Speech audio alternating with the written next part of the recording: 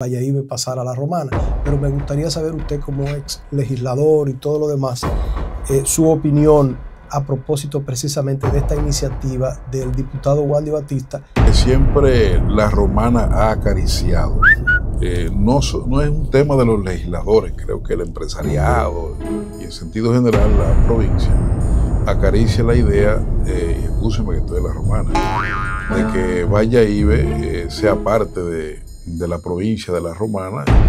Mire, yo estoy en desacuerdo con eso, porque Valladolid, que ni siquiera es del municipio de Higüey, Valladolid es un distrito municipal del municipio de San Rafael del Yuma. La mayoría, todos, nos oponemos a que Valladolid sea parte del territorio romanense. Estas son las mañanitas hoy. A la 1 de la tarde, en las encuestas boca de urna, Edgar, se decía que el senador que tenía ganadas las elecciones era Juan Julio. A las 2 llegó un helicóptero repleto de sacos de dinero allá a la provincia, como 50 jipetas negras, a comenzar a recorrer los distintos colegios electorales con dinero, y eso era dinero y droga.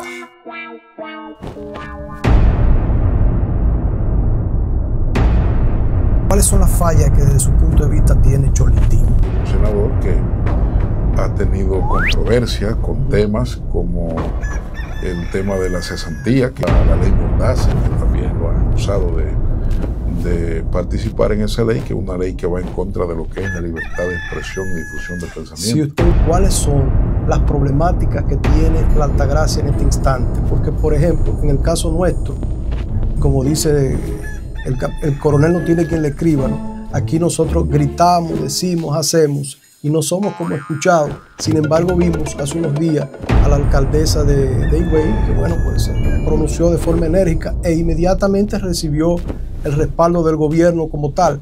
En el caso nuestro eso no sucede. La Altagracia es una provincia, Edgar, amigos oyentes, amigos televidentes, con la cual el Estado Dominicano tiene una deuda social de muchos años.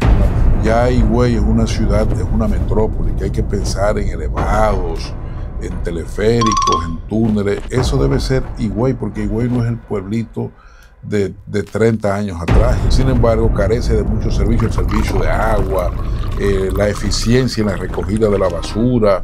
O sea, hay muchos temas que tiene el municipio de Higüey y la provincia de Altagracia en sentido general que el gobierno tiene que hacer. Él me ganó con el gobierno y con el Estado, podemos decir, yo le gané con el pueblo. Estas son las mañanitas hoy.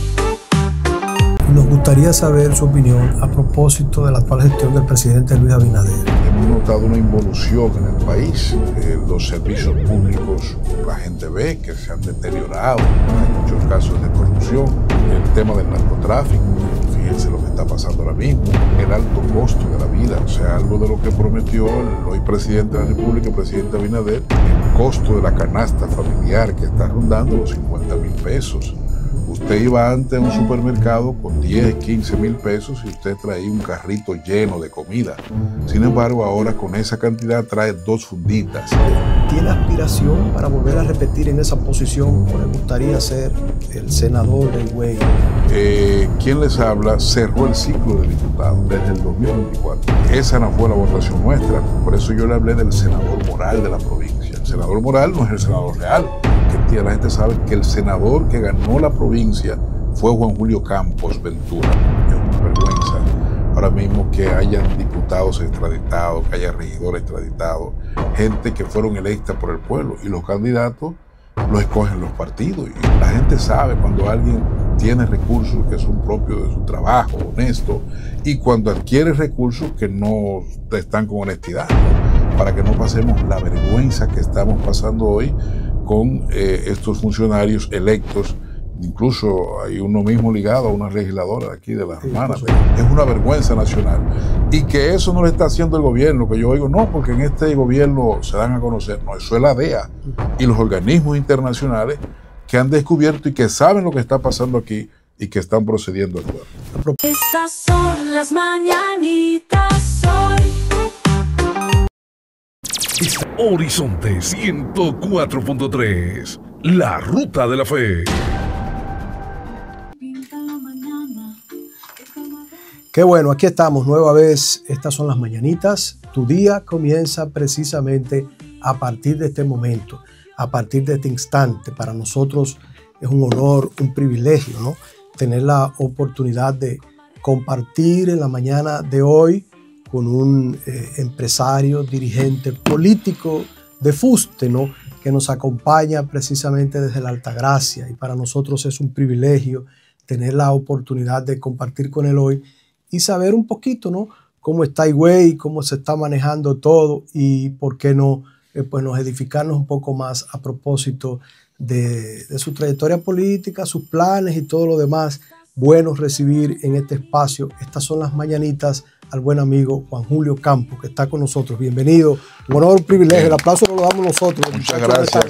Muchísimas gracias a Edgar Marrero, sí, prestigioso periodista de esta provincia, La Romana. Decir que en esta provincia fue que yo nací. Así. Sí, yo nací en La Romana.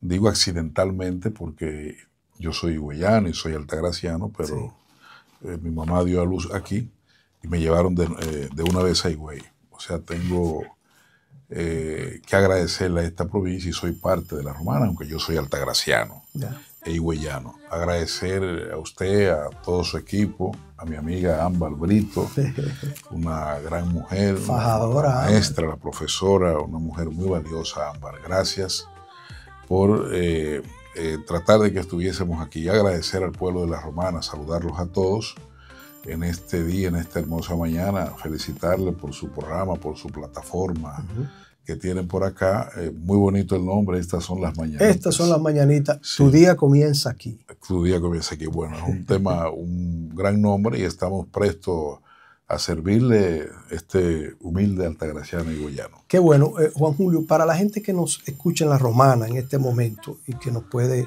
escuchar en Higüey también a través de la 104.3 Horizonte, la Ruta de la Fe, que yo decía hace un momento, es una radioestación que pertenece al grupo de Medio Católico, ¿no?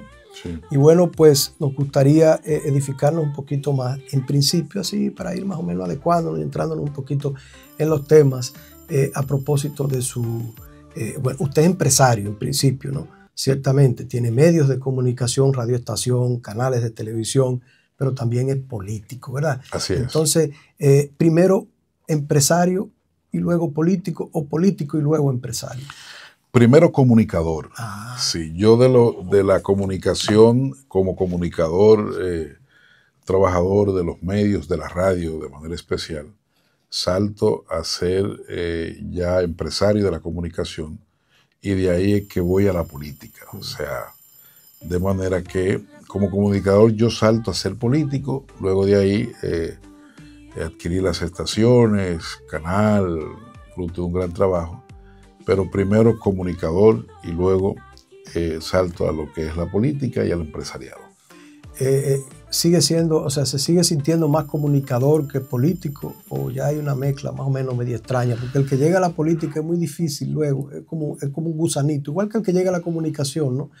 Pero la política también, cuando usted ya es político, hay otro sentir, otra manifestación que involucra de alguna manera a la población, a la gente, a la ayuda, ¿no? A la comunidad. Y es difícil separarse de eso. Usted que fue exdiputado Sí, también. Bueno, es una sinergia que nosotros hacemos, Edgar, una mezcla, como usted dice. Claro, la política absorbe mucho e impacta. O sea, claro, uno lo hace como comunicador también, o sea, yo me siento ser comunicador, pero a la vez lo comparto con la política. Y como estuve gravitando muchos años en las lides congresionales, en la Cámara de Diputados yo tuve 4 periodos, incluyendo uno de 6 años. Estamos hablando de 18 años como diputado y ya eso hace que uno tenga un gran compromiso con los temas políticos y, como le decía, desde la política, desde las posiciones, uno puede resolver muchas cosas también desde los medios, pero ya como político, como diputado que nosotros fuimos, ya eso es muy absorbente y por eso me siento ser tan comunicador como político y tan político como comunicador. Exacto.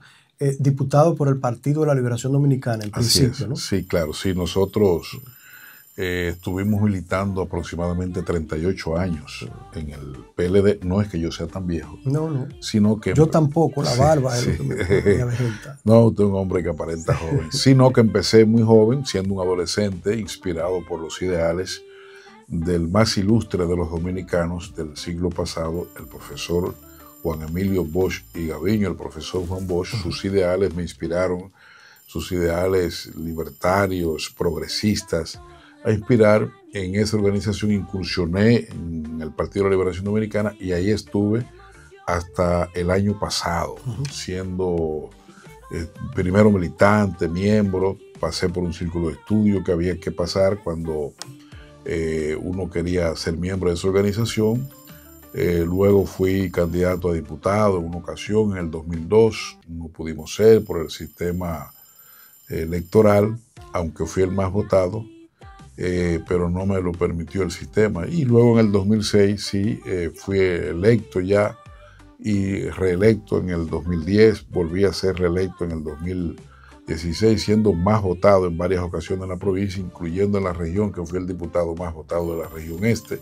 En el 16, luego en el 20 aspiré, volví a ganar, y en el 24 ya en vez de ser candidato a diputado, fui candidato a senador de la provincia, y temas de la situación política del país no me dejaron asumir esa posición.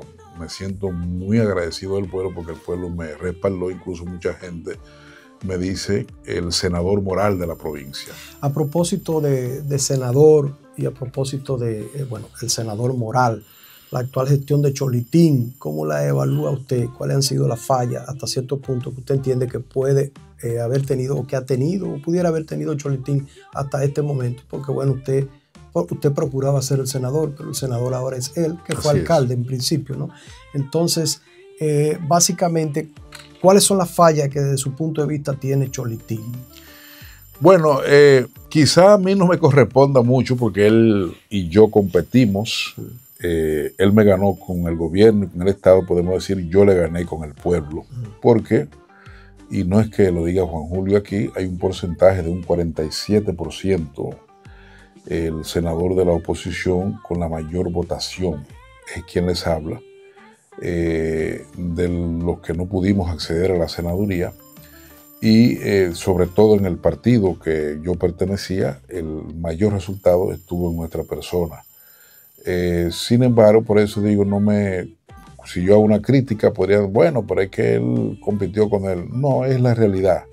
O sea, nosotros entendemos que no solo en él, sino en los demás legisladores de la Alta Gracia, ayer me hacían la misma pregunta en una actividad, yo entiendo que no tienen esa producción legislativa ya a casi 2 años, ya el próximo año, de estar en la posición, porque uno podría dar el beneficio de la duda en el primer año.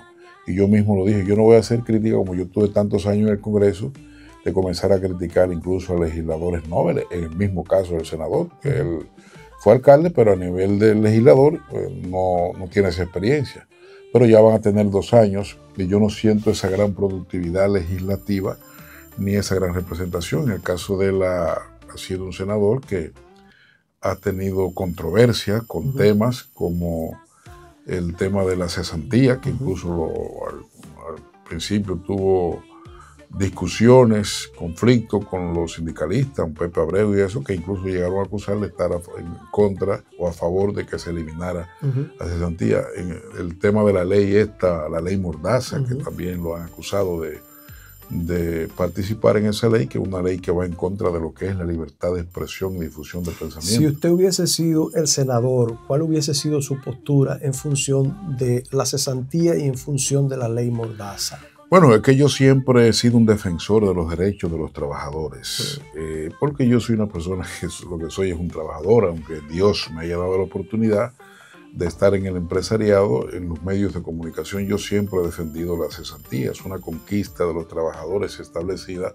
en la ley 1692, y entiendo que eso no se debe de eliminar, porque una de las mayores prerrogativas y beneficios que reciben los trabajadores es a través de la cesantía. Y eliminarla, eso iría en perjuicio de esos derechos y de esos años de trabajo que tienen los trabajadores. Nosotros tenemos un código que ha dado desarrollo, progreso y paz laboral en la República Dominicana. En ese sentido, yo siempre estaría a favor de los derechos de los trabajadores y de que nunca sea eliminada la cesantía. ¿Y la ley Mordaza? No, pero es que imagínense, yo soy un comunicador. Correcto. O sea, nosotros tenemos un país democrático, Edgar, un país que le ha costado mucha sangre, dolor, prisión, mucha lucha al pueblo dominicano de tener una constitución que establezca un derecho democrático, como un Estado social y democrático, como es la Constitución Dominicana, de la cual nosotros participamos en el 2010, fuimos uno de sus asambleístas y que tenemos artículos ahí que tienen que ver con lo que es esta constitución vigente hoy. Entonces es una constitución garantista. Además, este es un país que tiene muchos medios de comunicación y que las libertades han costado mucho, y sobre todo la libertad de expresión. Entonces nunca, y menos nosotros siendo comunicadores, siendo un abanderado de los medios, íbamos a estar a favor de una ley mordaza, como hay gente que quiere que se aplique en la República Dominicana. Usted hablaba hace un momentito, bueno, de los legisladores de la Altagracia y de la función que han hecho a un año y tanto, ¿no? Hasta este momento, que ha sido pobre hasta cierto punto. Parecería ser que corremos la misma suerte, porque en la Romana no es que estamos bien. Tenemos legisladores que están enfocados también en otra cosa, en cambio de nombre de calle, en tonterías y en cosas que no tienen que ver en lo absoluto con lo que es el puesto, ¿no? Para el cual fueron electos, y eso tiene a la población con un pesar hasta cierto punto. No hay unión, hay mucha desunión, pero bueno, hablamos en el plano de la Altagracia, ¿no? En este momento, y me gustaría saber justamente cuáles son las problemáticas que tiene la Altagracia en este instante, porque por ejemplo, en el caso nuestro, como dice el coronel, no tiene quien le escriba, ¿no? Aquí nosotros gritamos, decimos, hacemos, y no somos como escuchados. Sin embargo, vimos hace unos días a la alcaldesa de Higüey, que bueno, pues se pronunció de forma enérgica e inmediatamente recibió el respaldo del gobierno como tal. En el caso nuestro eso no sucede, porque no tenemos quien grite, ni siquiera quien lo haga. Pero bueno, en el caso de ustedes, ¿cuáles son las problemáticas que tiene Higüey en este momento que no se le ha dado atención desde el punto de vista suyo y que probablemente usted, si hubiese estado en el Congreso o en otra posición, hubiese reclamado para que eso se le buscara solución? Bueno, la Altagracia es una de las provincias que más le aporta al PIB de la República Dominicana, sobre todo con esa gran zona turística de Bávaro, Punta Cana, donde está enclavado el aeropuerto más importante del país, como es el Aeropuerto Internacional de Punta Cana, pues donde transitan miles y miles de turistas. Por la zona de Punta Cana entra la mayor cantidad de turistas, pero la mayor cantidad de dólares que entra al país ingresa precisamente por ese lugar a nivel del turismo, estamos hablando. O sea, somos una provincia que hace grandes aportes. Sin embargo, esos aportes no son reciprocados por el gobierno, y eso está establecido constitucionalmente, que en la medida que las demarcaciones le aportan, así debe ser las inversiones del gobierno. Hay un artículo de la Constitución del 2010 que establece eso. Sin embargo, eso no se ve en la Altagracia. La Altagracia es una provincia, Edgar, amigos oyentes, amigos televidentes, con la cual el Estado dominicano tiene una deuda social de muchos años, una deuda social acumulada.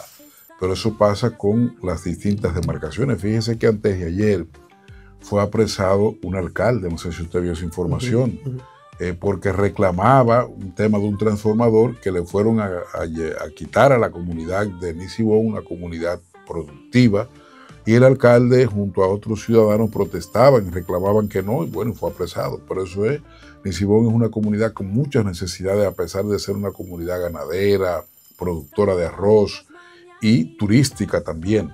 Pero así como está Nisibón, está Verón. Verón, que es la meca del turismo, o sea, en Bávaro, Punta Cana, aquí tiene muchas necesidades. Ahí ni siquiera un acueducto hay en esa comunidad. Vi ahora que el BID va a financiar el tema de un acueducto. Y hay otras comunidades más, la otra banda, el mismo municipio de Yuma, que podríamos decir que es la parte donde más pobreza hay, la parte sur de la provincia, porque ahí no hay fuentes de empleo, hay que emigrar a pesar de hay muchos jóvenes talentosos en el deporte, muchos maestros.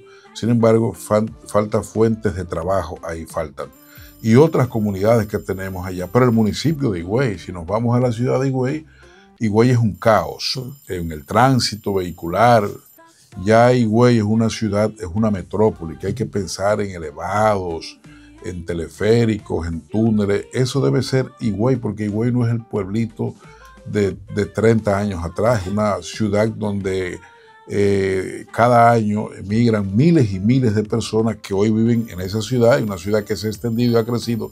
Sin embargo, carece de muchos servicios, el servicio de agua, la eficiencia en la recogida de la basura.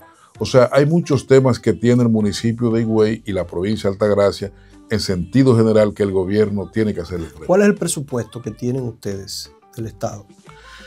Bueno, no, ahora mismo yo no sé cuál es el presupuesto que tiene la Altagracia. No manejo esa información, pero siempre ha sido un presupuesto que no es el que se corresponde en una provincia que demanda de tantos servicios, porque mientras más gente hay en una provincia, en un municipio, más servicio demanda. Y por eso ahora mismo con el tema de Verón, que parte de los recursos que recibía el cabildo, el ayuntamiento de Higüey eran de Verón. Sin embargo, ahora con la elevación de Verón a municipio, ya esos arbitrios lo va a cobrar Verón. Y había una disputa que usted la llegó a ver, Higüey y Verón, y he visto como que el gobierno va a subsidiar, y debería de hacerlo. O sea, a Higüey hay que incrementarle los recursos, porque tenemos una ciudad que demanda más servicios, y a lo mejor es posible que el ayuntamiento no cuente con esos recursos para encarar todas las necesidades de los higüeyanos y de la provincia de Altagracia en sentido general. Usted sabe que hace unos días aquí hubo un debate. De hecho, yo recibí la llamada de regidores de allá de Higüey y de igual manera la diputada de Higüey también, a propósito de una iniciativa del diputado Wandy Batista. Sí. Que Wandy Batista, bueno, la iniciativa era que Valladolid pasara de nuevo a la romana, ¿no? Me gustaría saber cuál es su opinión a propósito de ese tema, ¿no? Que ya ha sido manoseado, no desde ahora, desde cuando estuvo el diputado Teodoro Ursino Reyes hace un tiempo, también propuso que Valladolid pasara a la romana. Pero me gustaría saber usted, como ex legislador y todo lo demás, su opinión a propósito precisamente de esta iniciativa del diputado Wandy Batista, que dicho sea de paso fue declarado también persona no grata, ¿no?, en la Altagracia. Adelante. Bueno, yo he dicho que siempre la romana ha acariciado. No es un tema de los legisladores, creo que el empresariado y en sentido general la provincia acaricia la idea, y excúsenme que estoy en la romana, de que Valladolid sea parte de la provincia de la romana. Y usted mencionaba a Teodoro Ursino, mi colega, mi amigo, mi ex compañero, una vez sometió ese proyecto, tengo entendido. Sí, es correcto. Estando yo allá lo sometió Pedro Botello también, y hablamos con él para que él desistiera de esa idea, y ahora ya él había sido reincidente en eso, si cabe el término, el amigo Wandy Batista. Sí. Pues yo creo que en el periodo que él estuvo antes de sometió el proyecto, tenía la idea, y ahora parece que lo ha reintroducido de nuevo. Mire, yo estoy en desacuerdo con eso, porque Valladolid es una zona de la Altagracia, y así está establecido en el mapa, en la ley que lo declara distrito municipal. Es un distrito municipal que ni siquiera es del municipio de Higüey. Valladolid es un distrito municipal del municipio de San Rafael del Yuma, que a la vez ese municipio pertenece a la provincia de la Altagracia.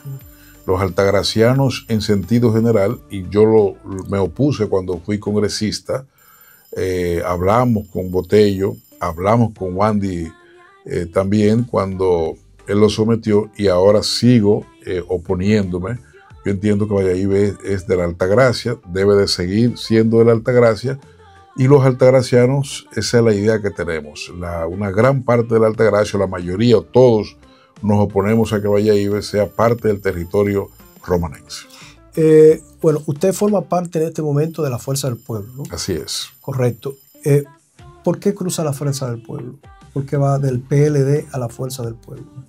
Bueno, como yo le decía, nosotros tuvimos, Edgar, muchos años en el PLD, una organización a la cual lo que debo es agradecerle gran parte de mi incursión en la política, le decía ahorita, inspirado por los ideales de ese prócer de la República, como lo fue el profesor Juan Bosch, de esa escuela política. Y ingresé al PLD en el año 1990, siendo yo muy joven. Y estuve ahí durante todos esos años y luego 10, 15 años más tarde me convertí en legislador representante de esa provincia, de la provincia de Altagracia, por esa organización, y renuncié en el año 2024. El 6 de noviembre, precisamente el día de la Constitución, nosotros depositamos nuestra renuncia en la Casa Nacional, en una carta dirigida al presidente de la organización, motivado por temas de la cual nunca he hablado todavía, en detalles. ¿Cuáles son esos temas? Pasaron cosas que después de una profunda reflexión que nosotros tuvimos desde mayo hasta noviembre, 5, 6 meses, 4, 5 meses, entramos en reflexión y decidimos renunciar de la organización por temas que no quiero detallar en el momento. Pero fue producto de una profunda reflexión. Claro, nunca voy a hablar de esa organización como tal, porque lo que debo es agradecerle, porque en esa organización me formé como político, pero además el PLD es una organización que le ha aportado mucho al país desde sus gobiernos, desde el presidente Fernández, que fue su primer presidente de la República, luego el licenciado Danilo Medina. Hay muchas cosas en el país que hoy en gran parte se le deben al Partido de la Liberación Dominicana en sus gobiernos. Juan Julio, ya usted obviamente es opositor y nos gustaría saber su opinión a propósito de la actual gestión del presidente Luis Abinader.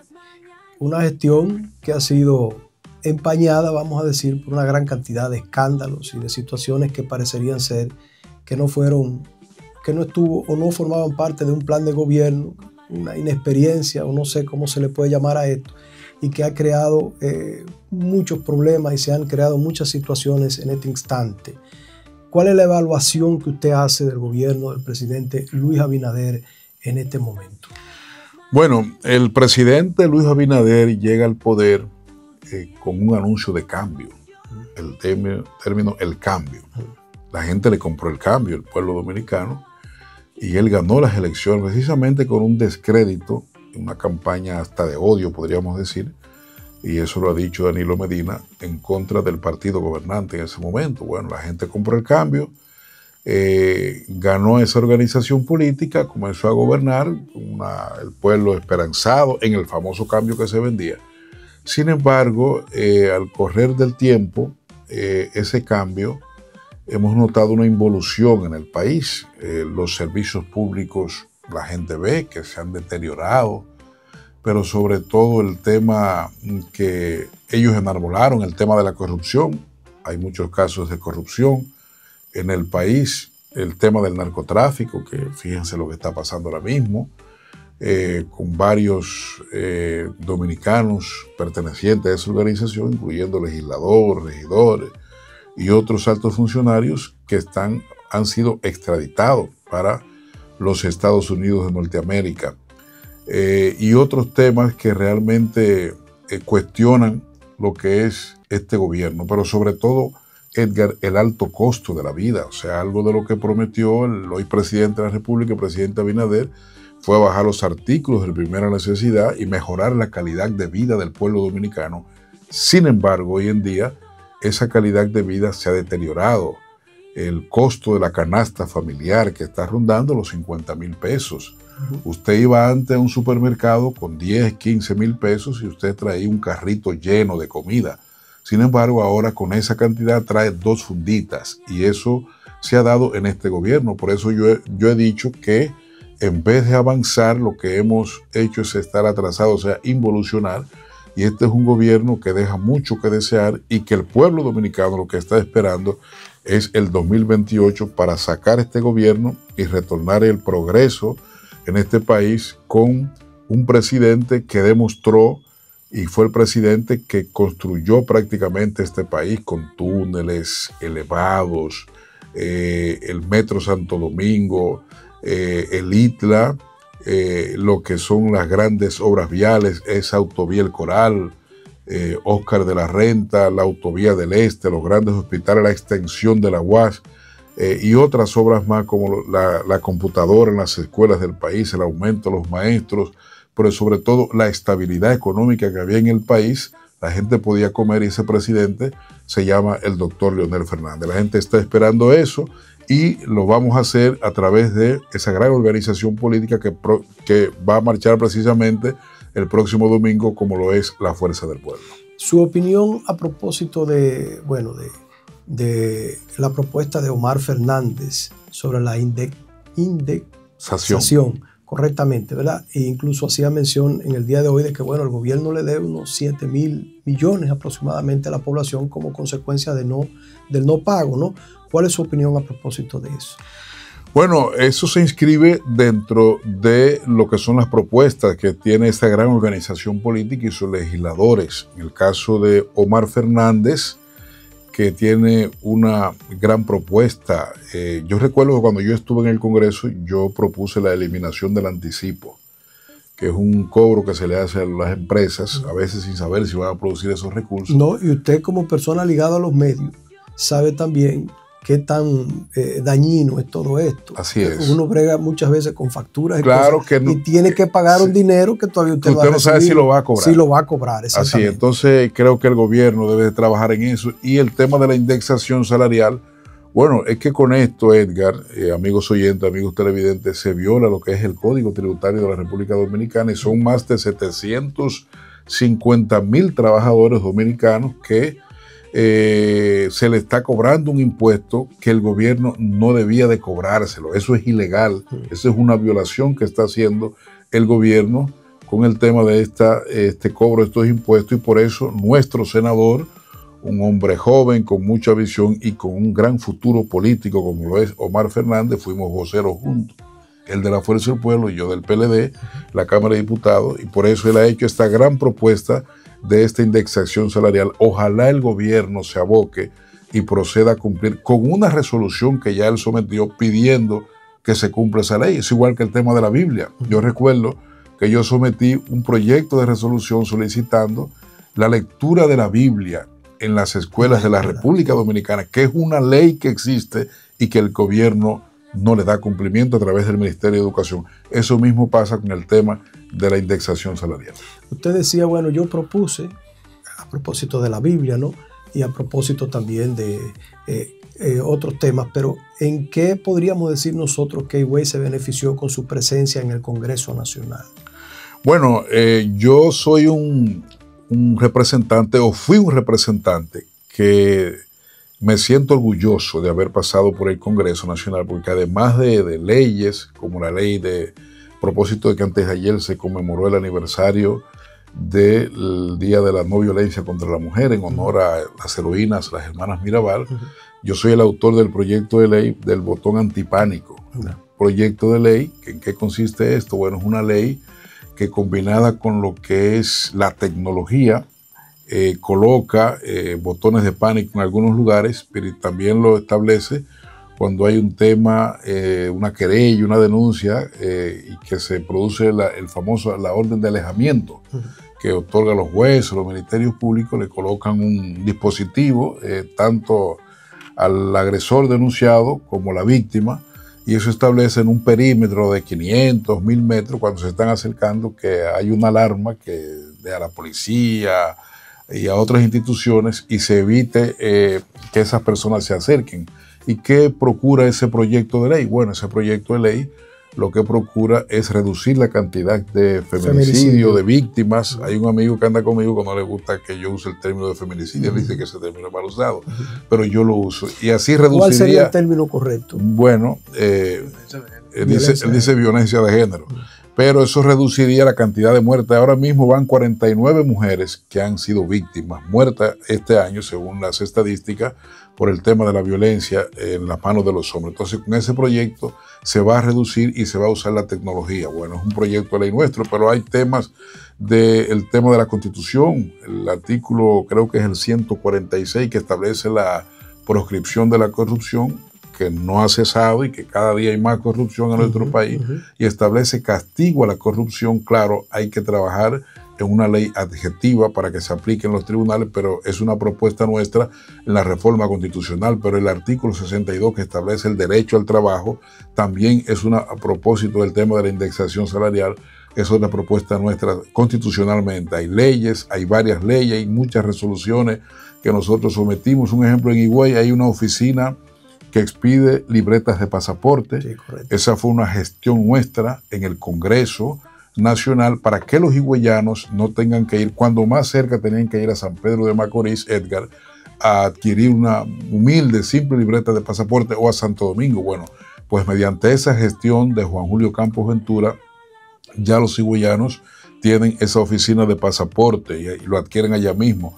Pero en Higüey, en la Altagracia en sentido general, hay muchos autobuses que transportan a estudiantes y deportistas en San Rafael del Yuma, en Boca de Yuma, en Venerito, Valladolid, en Verón, Bávaro, Punta Cana, en Nisibón, que nosotros lo gestionamos en ese entonces ante el presidente Medina y el presidente Fernández, para que hubiese transporte de estudiantes que dejaban de ir a la escuela porque no tenían el pasaje. Y otros temas más que nosotros gestionamos, el tema del hospital, sometimos resoluciones para el hospital de Higüey, un gran hospital que hay, el hospital de Verón, que también es un hospital que se construyó por gestiones nuestras y de otras personas también, y otras obras, o sea, el acueducto, trabajamos desde eso también. O sea, nosotros fuimos un legislador a tiempo completo como representante y logramos que Higüey tuviese muchas cosas que, si yo me pongo a decirles, si yo le tengo listado, de las leyes, de las resoluciones, trabajamos para que realmente hubiese desarrollo y avance en nuestra provincia. Una vez ya en la fuerza del pueblo, Juan Julio, bueno, y habiendo sido diputado ya en ocasiones, ¿no? ¿Tiene aspiración para volver a repetir en esa posición o le gustaría ser el senador de Higüey, como ya pues se postuló hasta hace un tiempito? Digo esto porque, bueno, a veces se dice, no, que falta mucho. No nos falta mucho.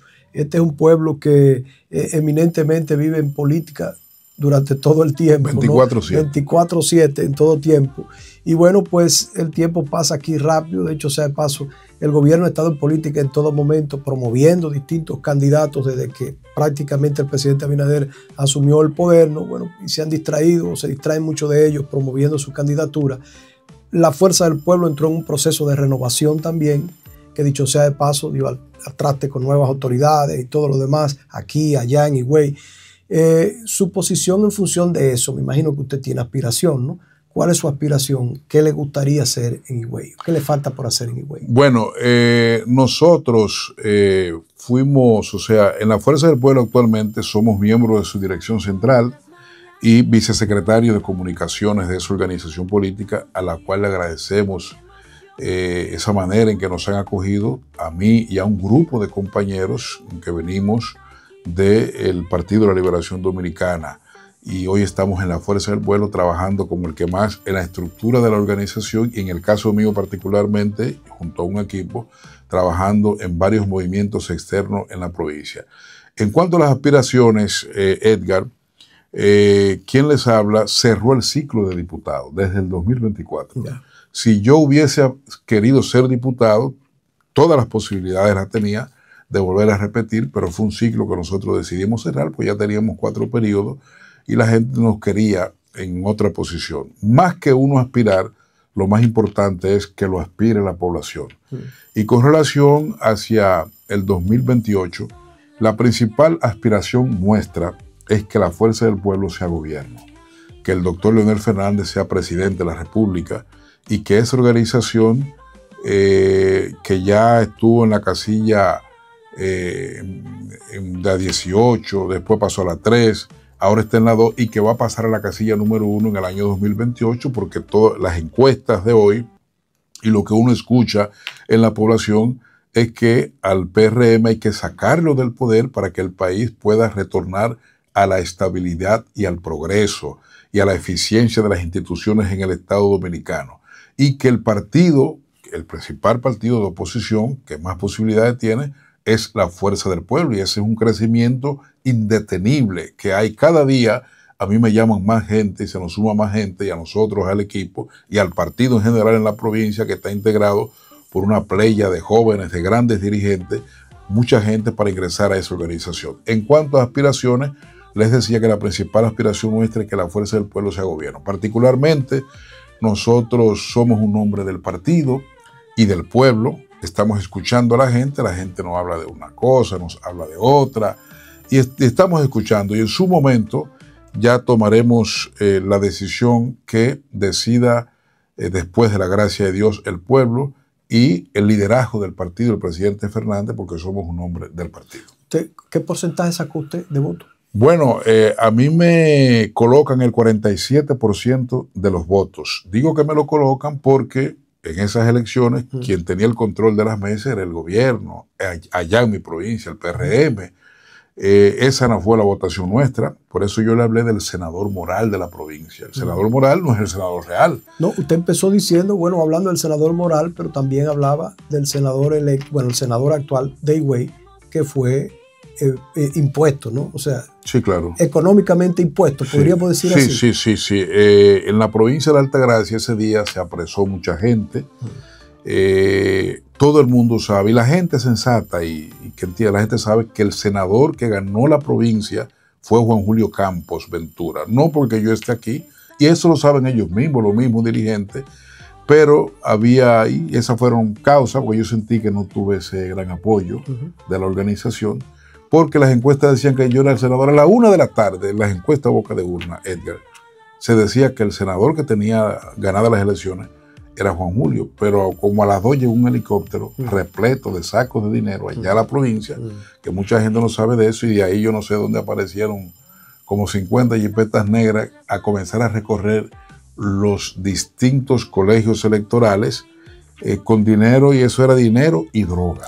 Ahí. Droga también. Sí, de todas esas cosas. Entonces, imagínense, yo no pude con el Estado, con el gobierno y con todas esas cosas que se estaban dando. Entonces, por eso que la gente dice, bueno, pero entonces esa votación que yo tengo no es el contrario. La votación nuestra es la que le colocaron al que hoy es el senador, y la votación de esa persona es que posiblemente mucho más baja que la que me colocan a mí. Por eso la gente dice que el senador moral de la provincia es Juan Julio Campos Ventura. ¿Qué se siente en ese momento, Juan Julio, cuando usted dice, bueno, yo soy el senador a la 1 de la tarde, los pronósticos dicen que yo soy el senador, pero resulta que luego a las 6, a las 5 de la tarde ya usted no es el senador? ¿Qué se siente en ese momento? O sea, ¿qué pasa en ese momento por su mente, ¿no? Sobre todo después de usted ver todo el movimiento que se produjo, como usted decía hace un momento, de dinero, de helicóptero, de jipeta, de droga, de todo lo demás. Esa situación, ¿no? El gobierno en contra prácticamente de un candidato. ¿Qué se siente en ese momento? Bueno, uno siente mucha impotencia, Edgar. Sí, uno se siente impotente, especialmente una persona como quien les habla, que su interés es servir. O sea, yo le decía a la gente, mi agenda en la vida política no es la económica. La agenda mía es de servicio, y por eso la gente nos va a... Por eso yo le dije a usted, yo estoy satisfecho con el pueblo, porque el pueblo me apoyó, el pueblo votó para tener un senador que realmente se identificara con la provincia, que no apoyara una ley mordaza, un senador que apoyara que se mantuviera la cesantía, y un senador que estuviese en el pueblo, que viviera en la provincia y que estuviese ahí, que tuviera acceso a la gente a él, como lo ha tenido siempre a Juan Julio Campos. Uno se siente con mucha impotencia, pero esas cosas hay que aceptarlas por el país en el que estamos viviendo. Nos quedan 2 preguntas, Juan Julio, pero a propósito, los jueces de la Junta Central Electoral, el día de ayer se emitieron algunas opiniones que tienen que ver precisamente con los partidos políticos, la elección de los candidatos como tal, el narcotráfico que se ha metido de lleno, ¿no?, de alguna manera en los mismos, la limpieza que debería de hacerse en los partidos ¿Cuál es su opinión en función de eso? ¿Hasta qué punto usted entiende que ciertamente el narcotráfico se ha colocado o se ha introducido en los principales partidos que nosotros tenemos en este momento? ¿Y qué hay que hacer? Bueno, lo que está pasando, Edgar, es podemos decir, es un ejemplo de que realmente los partidos para el año 2028, o sea, tienen que tener un colador para la escogencia de los candidatos. O sea, todo el mundo no puede representar a un pueblo. Yo siempre he dicho que lo más sagrado es usted representar a una provincia, una demarcación, un municipio, un pueblo, y cualquier persona no debe ser candidato. Entonces, lo que está pasando es un avance que se le ha dado a los partidos, una lucecita amarilla, casi en rojo, para la escogencia, para quienes deben de representar, porque es una vergüenza ahora mismo que hayan diputados extraditados, que haya regidores extraditados, gente que fueron electas por el pueblo, y los candidatos los escogen los partidos y son los que los llevan. Entonces, los partidos tienen que auxiliarse de las agencias del Estado, de la DEA y de muchas organizaciones y del mismo pueblo. Aquí nos conocemos todos. La gente sabe cuando alguien tiene recursos que son propios de su trabajo, honesto, y cuando adquiere recursos que no están con honestidad. Entonces, los partidos que van a terciar, los principales y todos los partidos, y ojalá haya alguna ley, qué sé yo, disposición de la Junta, alguna resolución que establezca cuál va a ser la manera en que van a ser escogidos, para que no pasemos la vergüenza que estamos pasando hoy con estos funcionarios electos. Incluso hay uno mismo ligado a una legisladora de aquí, de las hermanas, tengo entendido. O sea, es una vergüenza nacional. Y que eso no lo está haciendo el gobierno, que yo oigo, no, porque en este gobierno se dan a conocer. No, eso es la DEA y los organismos internacionales que han descubierto y que saben lo que está pasando aquí y que están procediendo a actuar. A propósito de eso, el presidente Luis Abinader utilizó, ¿no?, al gobierno de los Estados Unidos, utilizar la República Dominicana como puente, ¿no?, los aeropuertos y todo lo demás, para operaciones en contra del narcotráfico y, bueno, pues la situación de Venezuela. Pero me gustaría saber qué opina usted en función de eso. ¿Está de acuerdo? ¿La fuerza del pueblo está de acuerdo con esta decisión tomada por el primer mandatario de la República? Bueno, yo no puedo hablar a nombre de la fuerza del pueblo con relación a este tema porque no he visto posición del partido. Las declaraciones nuestras son particularmente, como Juan Julio, de manera personal, lo que yo entiendo que, o sea, hay que luchar, hay que contrarrestar toda esta situación, y todo dominicano con sensatez debe estar en contra de lo que es el narcotráfico, porque esto permea, afecta a la sociedad, y hay que luchar con esto. Ahora bien, hay que tener en cuenta lo que es la soberanía del país, entregar los aeropuertos, las agencias del Estado. Bueno, hay que ver si esto podría afectar lo que es nuestra soberanía, porque nosotros somos un país con un gobierno, con una bandera, que tenemos una soberanía y podemos hacer acuerdos con otros estados para combatir, claro que sí, los Estados Unidos y otro país que ha sido un país aliado y es nuestro principal propio socio comercial, pero si bien es cierto, no es menos cierto que hay que tener mucho cuidado con lo que es la soberanía de la República Dominicana y sus instituciones. Ok, Juan Julio, usted fue legislador. El mecanismo, a veces el pueblo llano, ¿no?, la gente que no tiene acceso al Congreso como tal, y que no conoce muchas veces cómo se mueven o se hacen las cosas allí, entiende que con mucha facilidad se aprueban préstamos en demasía, ¿no? Este gobierno ha roto el récord en un sentido, en función de lo que tiene que ver con la cantidad de préstamos que se han tomado y que nosotros vamos, y la generación, y 3 o 4 generaciones más, va a tener que seguir cubriendo el pago de los mismos. Los legisladores se manejan así tan fácil, levantan la mano tan fácil, bueno, vamos a aprobar este préstamo, como se hace, como se está haciendo hasta este momento. Bueno, con relación a los préstamos, que es la facultad de aprobarlo es del Congreso. El asunto es que el partido de gobierno, precisamente producto de esa compra de las elecciones, tiene mayoría en el Congreso. En la Cámara de Diputados pueden irse todos los legisladores de la oposición y ellos hacen quórum, según tengo entendido. Y eso afecta a la democracia. Cuando un partido tiene tanto poder, hace todo lo que quiere. Este es un gobierno que ha tomado más préstamos que todos los gobiernos juntos, desde Trujillo, Balaguer, Guzmán, Jorge Blanco, Leonel, Danilo Medina, Hipólito Mejía. O sea, este gobierno, el presidente Abinader, ha tomado más dinero prestado. Pero eso no es lo más grave, amigo Edgar, amigos oyentes y televidentes, pueblo romanense. Lo más grave es que usted no ve las inversiones. O sea, porque cuando los gobiernos del PLD se hacían préstamos, claro que sí, pero ustedes veían todas esas obras que hizo el presidente Leonel Fernández, todas esas escuelas que hizo Danilo, ¿entiendes? Porque hay que decirlo así, hay que ser justos. Sin embargo, ¿cuál obra se está haciendo? ¿Qué gran obra está haciendo este gobierno aquí en La Romana? ¿Qué gran obra está haciendo en Altagracia? No, aquí nos dejaron abandonados a nosotros. O sea, nosotros aquí en La Romana no recibimos nada. Aparte que tenemos el presupuesto de nosotros es pírrico, 500 y pico de millones menos. Sí, claro. O sea que nosotros no tenemos dinero. Aquí no hay dinero para nada, ¿no? Y lo poco que nos llega prácticamente es con mucha brega, de verdad que sí. Este es un gobierno que ha tomado más de 50 mil millones de dólares. Y sin embargo, esos préstamos no se ven en obras para el pueblo dominicano. Juan Julio, gracias. Se nos ha ido el tiempo, ¿verdad? Estamos hablando con Juan Julio Campo. Es empresario político de la Altagracia, que nos visita en la mañana de hoy, nos honra con su presencia.